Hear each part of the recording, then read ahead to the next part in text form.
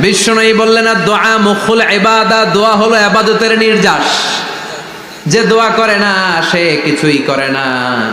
তিরমিজির আরেক বর্ণনায় বিশ্বনবী বললেন আদ-দুআ হুয়াল ইবাদা, দোয়াটাই হলো ইবাদত।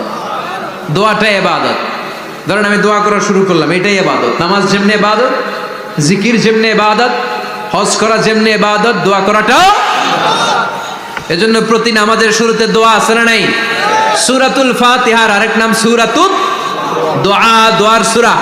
আমরা প্রত্যেকবার সূরা ফাতিহা যখন পড়ি আমরা পড়ি ইহদিনাস সিরাতাল মুস্তাকিম। সবাই পড়েন ইহদিনাস সিরাতাল মুস্তাকিম। ও আল্লাহ, আপনি আমাদেরকে সরল সঠিক পথ দেখান।